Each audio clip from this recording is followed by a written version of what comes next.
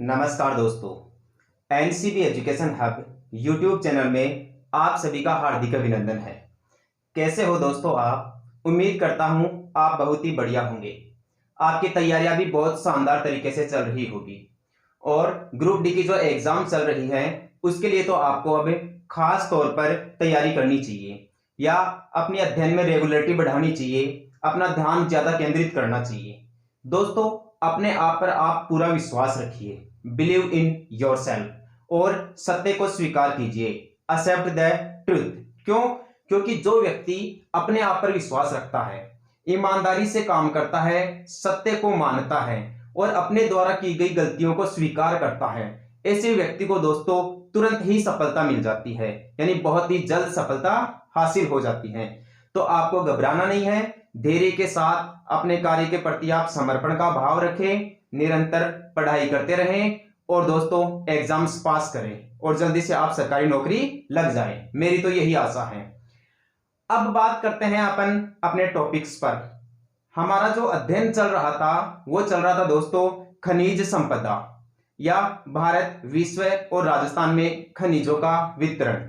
विशेष रूप से दोस्तों ये टॉपिक्स अपन ने जो रेट की मेंस एग्जाम लगेगी, सेकंड ग्रेड की एग्जाम्स लगेगी या जो फर्स्ट ग्रेड की एग्जाम्स लगेगी, इसके अलावा ग्रुप डी की तैयारी करने वाले बच्चों के लिए मैंने यह अध्याय विशेष रूप से चुना है, क्योंकि खनिजों के बारे में दोस्तों टफ क्वेश्चंस पूछे जाते हैं, थोड़े कठिन क्वेश्चंस पूछे जाते हैं और मैं ऐसे क्वेश्चंस का आपके सामने रिवीजन करवा रहा हूं जो क्वेश्चंस दोस्तों बार बार एग्जाम्स में घुमा फिरा के पूछे जाते हैं या जिनका बार बार एग्जामिनर एग्जाम्स में रिवाइज करते हैं।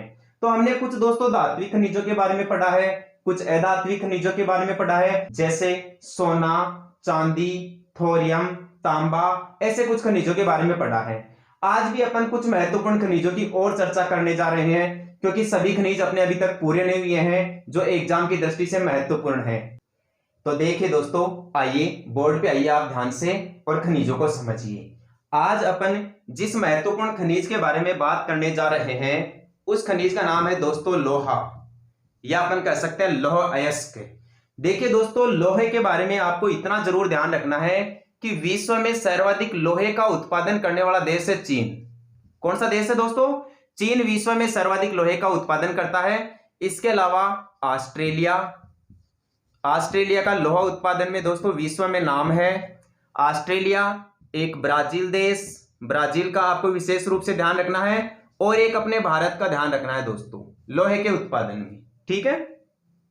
यानी चीन, ऑस्ट्रेलिया, ब्राजील और भारत विश्व में लोहे के प्रमुख उत्पादक देश है, महत्वपूर्ण देश है। यदि अपन लोहे की बात करें दोस्तों, तो लोहे में से एक क्वेश्चन तो यही पूछ लिया जाता है कि लोहे के प्रकार, यानी लोहे के प्रकारों के बारे में दोस्तों क्वेश्चंस जरूर पूछे जाते हैं। ध्यान रखना, लोहे के 4 प्रकार है। लोहे के कितने प्रकार है? 4 प्रकार, यानी 4 प्रकार का लोहा होता है। वो 4 प्रकार कौन कौन से हैं? 4 प्रकारों में एक तो होता है दोस्तों मैग्नेटाइट किस्म का लोहा, मैग्नेटाइट किस्म का लोहा। दूसरा लोहा होता है हेमेटाइट किस्म का लोहा, हेमेटाइट। तीसरा होता है दोस्तों लिमोनाइट किस्म का लोहा, लिमोनाइट। और चौथा होता है दोस्तों सिडेराइट किस्म का लोहा, सिडेराइट लोहा। यानी ये लोहे के 4 प्रकार हैं, मैग्नेटाइट है, हेमेटाइट है, लिमोनाइट है और सिडेराइट है। जो सिडेराइट लोहा है इसमें 40% लोहांश की मात्रा पाई जाती है, यानी सबसे कमजोर लोहा यही होता है। सबसे घटिया किस्म का जो लोहा होता है वो सिडेराइट ही होता है और सबसे बढ़िया किस्म का लोहा होता है दोस्तों मैग्नेटाइट। मैग्नेटाइट में 70% से अधिक लोहांश की मात्रा पाई जाती है, या लगभग 80% के आसपास लोहांश की मात्रा पाई जाती है। एनसीईआरटी में इतना ही बताया गया है कि मैग्नेटाइट सबसे बढ़िया किस्म का लोहा होता है, सबसे उत्तम किस्म का लोहा होता है और इसमें 70% से अधिक लोहांश की मात्रा पाई जाती है। तो ये आप ध्यान रखोगे, 4 प्रकार के लोहे होते हैं, मैग्नेटाइट, हेमेटाइट, लिमोनाइट और सिडेराइट। इनमें सबसे घटिया किस्म का लोहा है सिडेराइट, जिसमें लोहांश की मात्रा कितनी पाई जाती है? 40%। और सबसे बढ़िया किस्म का लोहा है मैग्नेटाइट, जिसमें लोहांश की मात्रा पाई जाती है 70%। एक बात आप विशेष ध्यान रखना, हेमेटाइट किस्म का आपको ज्यादा ध्यान रखना है। क्यों? क्योंकि भारत में भारत में सर्वाधिक हेमेटाइट किस्म का लोहा ही पाया जाता है, यानी भारत में अधिकांश लोहा हेमेटाइट किस्म का है। कौन सी किस्म का है? हेमेटाइट किस्म का। तो अपन यहां भारत में उत्पादन देख लेते हैं लोहे का, कि भारत में लोहे के उत्पादन की क्या संभावनाएं हैं, क्या स्थिति है, कैसे हालात है, कितना क्या उत्पादन होता है। भारत में लोहे के उत्पादन में आपको पहला तो ध्यान रखना दोस्तों कर्नाटक राज्य। कर्नाटक राज्य, कर्नाटक दोस्तों लोहे के उत्पादन में संपन्न राज्य है। कर्नाटक राज्य के दो स्थान आपको विशेष रूप से ध्यान रखने हैं। एक का तो नाम है कुद्रेमुख, कुद्रेमुख स्थान, और दूसरे का नाम है बाबा बुदान की पहाड़ियां, बाबा बुदान की पहाड़ियां। ये दोनों ही पर्वत श्रृंखलाएं दोस्तों भारत के कर्नाटक राज्य में हैं, यानी कुद्रेमुख की पहाड़ियां और बाबा बुदान की पहाड़ियां। ये दोनों पहाड़ियां कर्नाटक राज्य में हैं, जो पूरे भारत में लोहे के सर्वाधिक उत्पादन के लिए जानी जाती है। यानी भारत में सर्वाधिक लोहे का उत्पादन कर्नाटक राज्य से होता है, आपको ध्यान रखना है। देखो कुद्रेमुख, ये जो कुद्रे शब्द है ये भी एग्जाम्स में पूछ लिया जाता है, टीचर वाले इसका विशेष ध्यान रखें। ये जो कुद्रे शब्द है दोस्तों ये कन्नड़ भाषा का शब्द है। कौन सी भाषा का शब्द है? कन्नड़ भाषा का, जो कर्नाटक राज्य में बोली जाती है। और इस कुद्रे शब्द का अर्थ होता है घोड़ा, यानी पश्चिमी घाट में कर्नाटक राज्य में घोड़े के मुख के आकार की जो पहाड़ियां हैं उन्हें कुद्रेमुख की पहाड़ियों के नाम से जाना जाता है। और कुद्रेमुख की पहाड़ियां कौन से खनिज के उत्पादन के लिए जानी जाती हैं? लौह अयस्क के उत्पादन के लिए जानी जाती हैं। एक बाबा बुदान की पहाड़ियों का आप विशेष ध्यान रखना। कर्नाटक से जो लोहे का उत्पादन होता है दोस्तों उसको ज्यादातर मंगलुरु पोर्ट से निर्यात कर दिया जाता है, विदेशों में निर्यात कर दिया जाता है। कर्नाटक राज्य के अलावा दूसरा जो महत्वपूर्ण राज्य है उसका नाम है दोस्तों छत्तीसगढ़ राज्य। छत्तीसगढ़ राज्य, छत्तीसगढ़ राज्य का बस्तर स्थान आपको ध्यान रखना है। छत्तीसगढ़ राज्य का एक स्थान है उसका नाम है बस्तर, और दूसरा जो महत्वपूर्ण स्थान है उसका नाम है दुर्ग। यानी छत्तीसगढ़ राज्य के बस्तर और दुर्ग स्थान से भारत में लोहे का मुख्यतः उत्पादन किया जाता है। बस्तर जिले का तो दोस्तों एक लोहे की खान है जिसका नाम है बेलाडीला। इस खान का क्या नाम है? बेलाडीला। दोस्तों आप इस क्वेश्चन पर तो ऐसे मान लीजिए स्टार लगा लीजिए, बहुत ही इंपॉर्टेंट क्वेश्चन है ये, एग्जाम्स की दृष्टि को ध्यान में रखते हुए आपसे डायरेक्ट यही क्वेश्चन पूछ लिया जाएगा कि बेलाडीला स्थान भारत में कौन से खनिज के उत्पादन के लिए जाना जाता है। तो बेलाडीला खनिज दोस्तों भारत में लोहे के उत्पादन के लिए जाना जाता है। और यह बेलाडीला स्थान कहां पर स्थित है? बस्तर छत्तीसगढ़ में स्थित है। यह बेलाडीला स्थान इतना प्रसिद्ध क्यों है भारत में? आखिर क्या खासियत है इसकी? बेलाडीला स्थान पर दोस्तों भारत का सर्वश्रेष्ठ लोहा निकलता है। इसके अलावा दुर्ग स्थान भी लोहे के उत्पादन में महत्वपूर्ण स्थान रखता है। कर्नाटक हो गया, छत्तीसगढ़ हो गया, कुछ स्थानों पर झारखंड में भी दोस्तों लोहे का उत्पादन होता है। कर्नाटक और छत्तीसगढ़ में लोहे के उत्पादन के बाद में आप राजस्थान का ध्यान रखें दोस्तों, यानी राजस्थान में लोहे की संभावनाएं अच्छी है या राजस्थान में भी लोहे का अच्छा उत्पादन होता है। राजस्थान लेवल पे जो कंपटीशन एग्जाम्स की तैयारी कर रहे हैं स्टूडेंट्स वो तो यहां जरूर ध्यान दें। क्यों? क्योंकि राजस्थान की एग्जाम्स में लोहे से दोस्तों जरूर क्वेश्चंस पूछे जाते हैं और बारीकी से क्वेश्चंस पूछे जाते हैं, इसलिए देखिए आप ध्यान से। देखिए राजस्थान का जो पहला महत्वपूर्ण स्थान है उसका नाम है मोरीजा बानोल। उस स्थान का क्या नाम है दोस्तों? मोरीजा बानोल। पूरे राजस्थान में लोहा उत्पादन के लिए जाना जाता है और ये मोरीजा बानोल दोस्तों जयपुर में है। मोरीजा बानोल कहां स्थित है? जयपुर में। दूसरा स्थान आपको ध्यान रखना है नीमला रायसेला।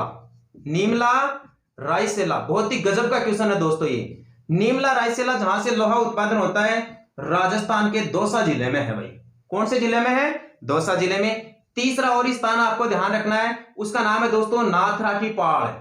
नाथरा की पाल बहुत ही गजब का क्वेश्चन है, ऐसे मान लीजिए दोस्तों आरएस तक पूछा गया सवाल है ये। नाथरा की पाल, नाथरा की पाल। और यहीं पर एक और स्थान है उसका नाम है दोस्तों थुरहुंडेर। उस स्थान का क्या नाम है? थुरहुंडेर। और ये स्थान दोस्तों राजस्थान के उदयपुर जिले में है। ये स्थान राजस्थान के कौन से जिले में है? उदयपुर जिले में। नाथरा की पाल और थुरहुंडेर उदयपुर, ये दोनों स्थान दोस्तों राजस्थान में लोहे के उत्पादन के लिए जाने जाते हैं। इसके अलावा मोरीजा बानोल और नीमला रायसेला यहां से भी राजस्थान में भरपूर लोहे का उत्पादन होता है। मोरीजा बानोल तो जयपुर में है और नीमला रायसेला कहां पर है दोस्तों? दौसा में है। लोहे के उत्पादन के मामले में भारत के लेवल पर आप और क्या ध्यान रखोगे? और क्या आपसे क्वेश्चन पूछा जा सकता है यहां लोहे से? एक क्वेश्चन और पूछा जा सकता है आपसे, और वो क्वेश्चन है दोस्तों विशाखापत्तनम बंदरगाह है। वो क्वेश्चन क्या है दोस्तों? वो क्वेश्चन आपसे पूछा जाएगा दोस्तों विशाखापत्तनम बंदरगाह के बारे में। विशाखापत्तनम, विशाखापत्तनम बंदरगाह दोस्तों भारत के आंध्र प्रदेश राज्य में है। कौन से राज्य में है?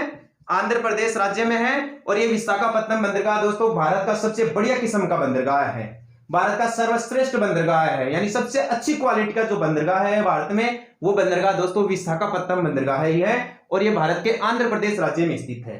विशाखापत्तनम बंदरगाह का लोहे से क्या कनेक्शन है? लोहे खनिज से क्या संबंध है? लोहे खनिज से दोस्तों यह संबंध है कि भारत में सबसे ज्यादा लोहे का निर्यात विशाखापत्तनम बंदरगाह से ही किया जाता है। और इस विशाखापत्तनम बंदरगाह से दोस्तों जापान और दक्षिणी कोरिया को लोहे का सर्वाधिक निर्यात किया जाता है। एनसीईआरटी पर आधारित ये विशेष क्वेश्चन है, पूछ लिया जाएगा कि जापान और दक्षिणी कोरिया को भारत लोहे का निर्यात करता है, तो यह निर्यात किस समुद्री पोर्ट से करता है, किस बंदरगाह से करता है? उस बंदरगाह का नाम है विशाखापत्तनम, आंध्र प्रदेश। ठीक है दोस्तों, यह था भारत में लोहे का उत्पादन। अगला खनिज देखिए दोस्तों आप, भारत में यूरेनियम के भंडार। भारत में यूरेनियम खनिज, भारत के साथ साथ विश्व और राजस्थान वितरण भी पढ़ेंगे अपन। जिस प्रकार से दोस्तों लोहे धातु खनिज, तांबा धातु खनिज, सोना धातु खनिज भारत में महत्वपूर्ण है, वैसे ही दोस्तों ऊर्जा खनिजों के मामले में यूरेनियम खनिज बहुत ही इंपॉर्टेंट है। थोरियम खनिज के बारे में आपको मैं पहले ही बता चुका हूं कि थोरियम खनिज का उत्पादन केरल में मोनोजाइट रेत से होता है। ठीक है। और यूरेनियम खनिज देखो दोस्तों परमाणु ऊर्जा में ईंधन के रूप में काम में लिया जाता है। देखो आप ध्यान से, यूरेनियम खनिज, विश्व में सर्वाधिक यूरेनियम का उत्पादन दोस्तों कजाकिस्तान देश से होता है। कौन से देश से होता है? कजाकिस्तान से। और कजाकिस्तान एशिया महाद्वीप का एक देश है। यानी कजाकिस्तान के बारे में आप दूसरा क्वेश्चन ये भी ध्यान रखना कि यह विश्व का सबसे बड़ा स्थलबद्ध देश है, लैंड लॉक्ड कंट्री है ये। विश्व का सबसे बड़ा स्थलबद्ध देश कौन सा है? कजाकिस्तान देश। स्थलबद्ध देश क्या होते हैं? ऐसे देश जो चारों तरफ भूमि से ही घिरे हुए हों, जिनकी कोई जलीय सीमा ना हो, यानी भूआबद्ध देशों को स्थलबद्ध देशों के नाम से जाना जाता है। तो विश्व का सबसे बड़ा स्थलबद्ध देश है कजाकिस्तान, और विश्व का दूसरा सबसे बड़ा स्थलबद्ध देश है दोस्तों मंगोलिया। कौन सा है? मंगोलिया। एक ये भी ध्यान रखना आप कि दक्षिणी पूर्वी एशिया का एकमात्र स्थलबद्ध देश है लाओस। कौन सा है? लाओस, जिसे हाथियों का देश भी कहा जाता है। आप ध्यान दीजिए यूरेनियम उत्पादन पर। विश्व में सर्वाधिक यूरेनियम का उत्पादन कजाकिस्तान देश करता है। दूसरा स्थान है दोस्तों कनाडा देश का। कजाकिस्तान के बाद में सर्वाधिक यूरेनियम का उत्पादन कनाडा से होता है।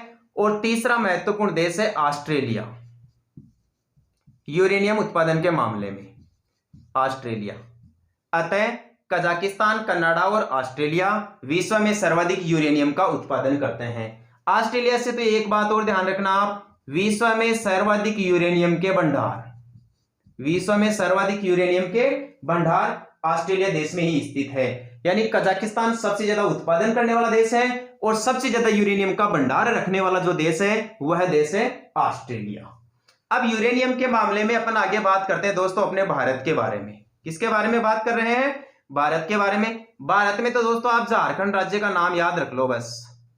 भारत में सर्वाधिक यूरेनियम का उत्पादन करने वाला जो राज्य है वह है झारखंड राज्य। झारखंड राज्य के 3 स्थान आपको ध्यान रखने हैं। एक का तो नाम है रांची, एक स्थान का नाम है हजारीबाग,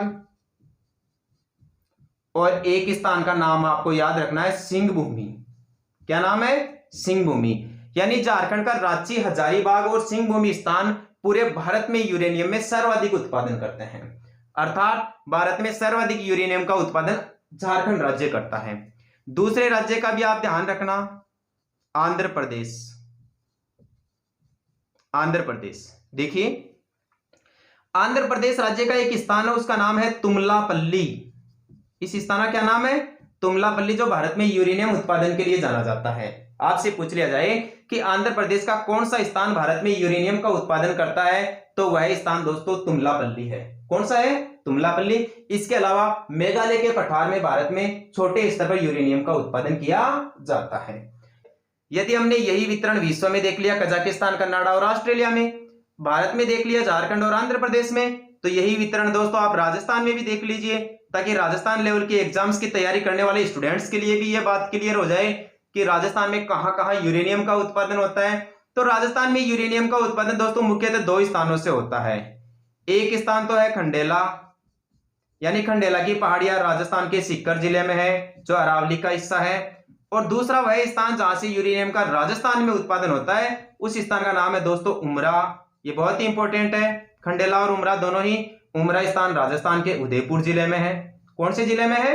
उदयपुर जिले में। इस प्रकार दोस्तों राजस्थान में सीकर के खंडेला और उदयपुर के उमरा स्थान से यूरेनियम का उत्पादन किया जाता है। तो यह है यूरेनियम उत्पादन, एक बार शॉर्टली और देख लीजिए। विश्व में सर्वाधिक यूरेनियम का उत्पादन कजाकिस्तान में होता है, और कजाकिस्तान विश्व का सबसे बड़ा स्थलबद्ध देश है जो एशिया महाद्वीप में स्थित है। कनाडा दूसरे स्थान पर है और ऑस्ट्रेलिया तीसरे स्थान पर है यूरेनियम उत्पादन में। लेकिन सर्वाधिक यूरेनियम के भंडार या संचित भंडार ऑस्ट्रेलिया देश में है। भारत में यूरेनियम का सर्वाधिक उत्पादन झारखंड राज्य में होता है। झारखंड का रांची, हजारीबाग और सिंहभूम स्थान यूरेनियम उत्पादन के लिए जाने जाते हैं। झारखंड के अलावा आंध्र प्रदेश के तुमलापल्ली स्थान से भी यूरेनियम का उत्पादन होता है। एक आप राजस्थान का ध्यान रखना, राजस्थान में खंडेला जो सीकर में है और उमरा जो उदयपुर में है, यूरेनियम उत्पादन के लिए जाने जाते हैं। यूरेनियम खनिज पढ़ने के बाद में आप पढ़िए दोस्तों भारत में, विश्व में और राजस्थान में ऊर्जा खनिजों का वितरण। देखिए ऊर्जा खनिज दोस्तों एग्जाम की दृष्टि से बहुत ही महत्वपूर्ण है। ऊर्जा खनिज, ऊर्जा खनिज ऐसे खनिज जिनसे ऊर्जा उत्पादन की जा सके, बिजली का उत्पादन हो सके, ऐसे खनिजों को दोस्तों ऊर्जा खनिजों के नाम से जाना जाता है। या हमें जो ऊर्जा प्रदान करने वाले खनिज होते हैं वो ऊर्जा खनिज। ध्यान रखना दोस्तों 2 प्रकार के होते हैं। एक तो होता है परंपरागत और एक होते हैं दोस्तों गैर परंपरागत।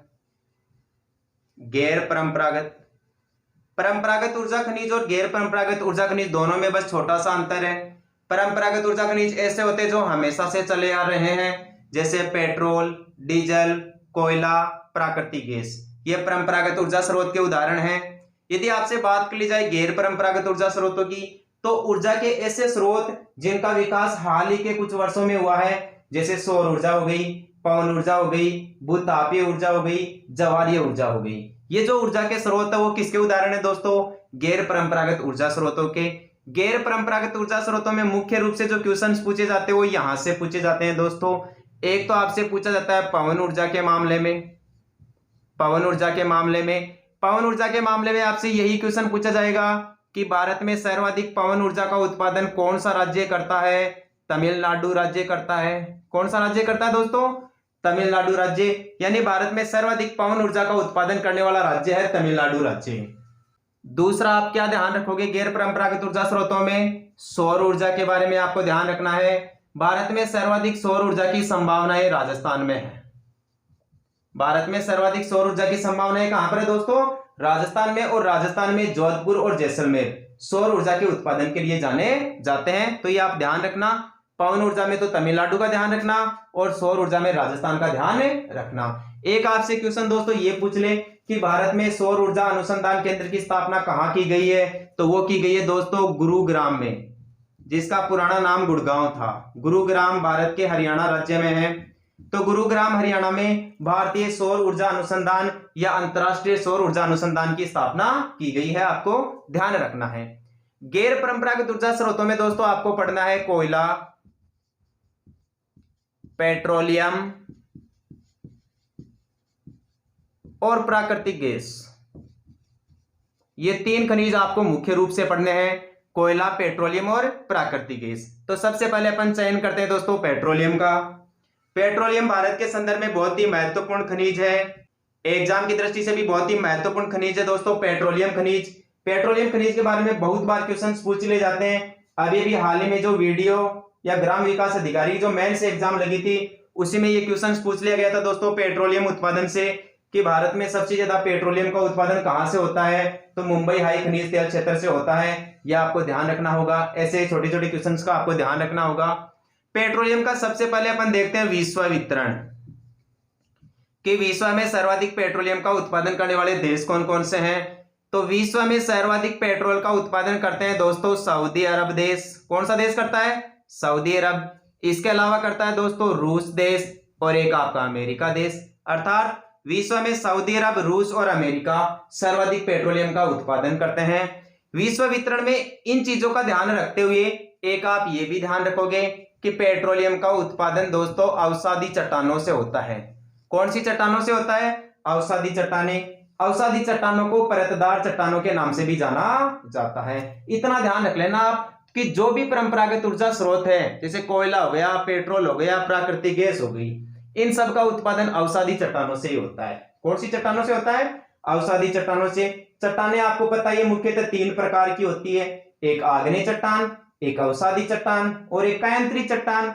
आग्नेय चट्टान मूल चट्टान या प्राथमिक चट्टानें होती है। आग्नेय चट्टान और कायांतरी चट्टानों में अपरदन होने और निक्षेपण होने की प्रक्रिया से जो चट्टानें बनती है उन्हीं को अवसादी चट्टानों के नाम से जाना जाता है। तो ये आप विशेष रूप से ध्यान रखोगे कि ये जो ऊर्जा खनिज पाए जाते हैं, परंपरागत ऊर्जा खनिज, कोयला, पेट्रोलियम, प्राकृतिक गैस, ये कौन सी चट्टानों में पाए जाते हैं? अवसादी चट्टानों में। और विश्व में सर्वाधिक पेट्रोलियम का उत्पादन कौन से देश से होता है? सऊदी अरब, रूस और अमेरिका। यदि अपन यही बात करें भारत के बारे में कि भारत में पेट्रोलियम का उत्पादन, भारत में देखिए पेट्रोलियम का उत्पादन सबसे पहले हुआ था डिगबोई स्थान से। भारत में पेट्रोलियम का सर्वप्रथम उत्पादन कहां से हुआ था? डिगबोई, जो भारत के असम राज्य में है। कौन से राज्य में दोस्तों? असम राज्य में 1901 में सर्वप्रथम डिगबोई स्थान से पेट्रोलियम का उत्पादन किया गया। असम में डिगबोई के अलावा नाहरकटिया से भी पेट्रोल का उत्पादन किया जाता है। नाहरकटिया स्थान से एक स्थान है, उसका नाम है सुरमागाठी। क्या नाम है? सुरमागाठी। और एक का नाम है दोस्तों मोरेन हुगरीजन। मोरेन हुगरीजन। ये भारत के असम राज्य में पेट्रोलियम उत्पादन के महत्वपूर्ण स्थान है। आपसे क्वेश्चन पूछ ले कि भारत के असम राज्य में कौन कौन से स्थानों से पेट्रोल का उत्पादन होता है, तो डिगबोई स्थान, नाहरकटिया स्थान, सुरमागाठी स्थान और मोरेन हुगरीजन स्थान। ठीक है, ध्यान रख लोगे। आगे देखिए,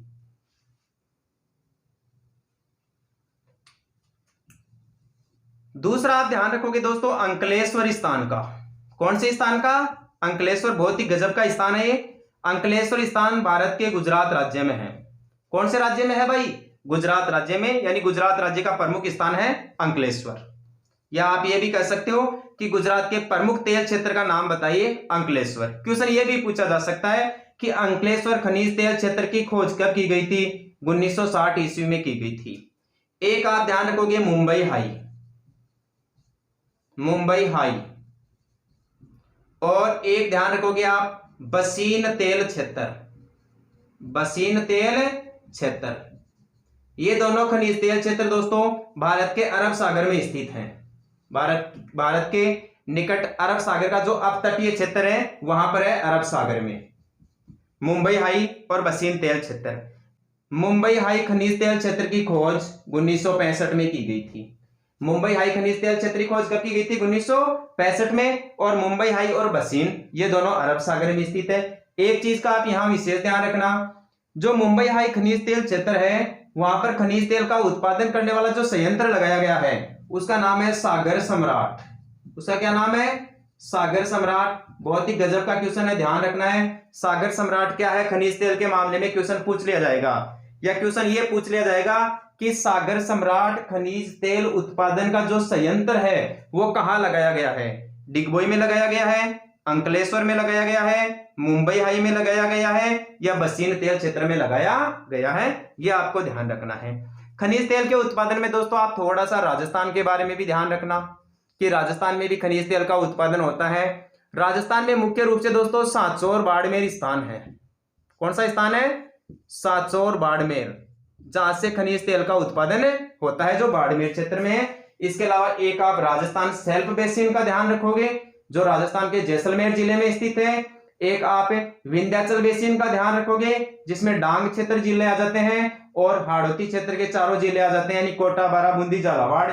और डांग क्षेत्र में आपको पता ही है कि डांग क्षेत्र में सवाई माधोपुर आ जाता है, धौलपुर आ जाता है, करौली आ जाता है, ये जिले शामिल आते हैं। और एक तेल क्षेत्र बेसिन राजस्थान के उत्तरी भाग में है जिसे गंगानगर, चूरू, और बीकानेर तेल बेसिन के नाम से जाना जाता है। एक राजस्थान के मामले में वर्तमान का जो ताजा क्वेश्चन है वो आपको ध्यान रखना है कि हाल ही में ओएनजीसी तेल कंपनी ने 12 जिले में पेट्रोलियम के भंडार होने की घोषणा की है। क्वेश्चन आ जाए कि हाल ही में राजस्थान के 12 जिले में पेट्रोलियम भंडारों की खोज कौन सी कंपनी के द्वारा की गई है? ओएनजीसी कंपनी के द्वारा। तो यह है दोस्तों भारत और विश्व और राजस्थान में खनिज तेल या पेट्रोलियम का वितरण। आप ध्यान से देख लीजिए। ठीक है दोस्तों।